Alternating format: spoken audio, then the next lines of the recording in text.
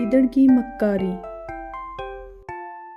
پیارے بچوں، کسی جنگل میں ایک بڑے ڈیل ڈول کا ہاتھی رہتا تھا۔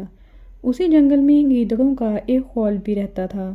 جب مستی میں آ کر ہاتھی اپنی سونڈ کو ہلاتا تو گیدڑ دور سے اسے دیکھ کر للچاتے اور دل ہی دل میں اس کے گوشت کے مزے لیتے، مگر اتنے بڑے قد آور ہاتھی کے سامنے ان کا بس نہ چلتا تھا۔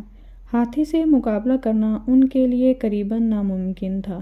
ایک عرصے تک گیدڑ اپنے دلوں میں یہی خواہش لیے پھرتے رہے۔ آخر ایک رات ایک جگہ جمع ہو کر ہاتھی کو مارنے کی فکر کرنے لگے۔ ان میں سے ایک سیانے گیدڑ نے ہانک لگائی کہ میں تمہیں ہاتھی کا گوشت کھلا سکتا ہوں۔ سارے گیدڑوں نے خوش ہو کر اسی کو اپنا لیڈر بنا لیا۔ رات کے وقت جب ہاتھی جنگل میں ٹہل رہا تھا، وہی گیدڑ اس کے قریب آ کر بڑے ادب سے سلام کر کے بولا، حضور، آپ جیسا خوبصورت اور طاقتور جانور پورے جنگل میں نہیں ہے۔ اگر آپ پسند فرمائیں تو ہم تمام گیدڑوں نے آپ جیسے طاقتور بادشاہ کی رعایا بننے کا فیصلہ کیا ہے۔ نے کہا، حضور، کیوں نہ باقی گیدڑوں سے بھی آپ کے بادشاہ بننے کی اجازت لے لی جائے۔ یہ بھی گیدڑوں کو مزہ چکھانے کے لیے گیدڑ کے ساتھ چل پڑا۔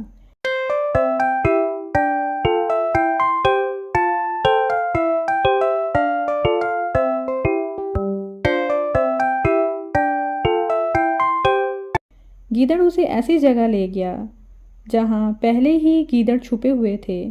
انہوں نے جب ہاتھی کو دیکھا تو سارے گیدڑ باہر نکل آئے اور انہوں نے ہاتھی کو گھیر لیا۔ ہاتھی پہلے ہی سے ہوشیار تھا کیونکہ وہ جانتا تھا کہ گیدڑ کوئی نہ کوئی مکاری ضرور کریں گے۔ ہاتھی نے تمام گیدڑوں کو مار مار کر بھگا دیا۔ گیدڑوں کی دوبارہ کبھی ہمت نہ ہوئی کہ وہ ہاتھی کی طرف آنکھ اٹھا کر بھی دیکھیں۔ ہاتھی گیدڑوں کو بھگا کر خوشی سے جھومنے لگا۔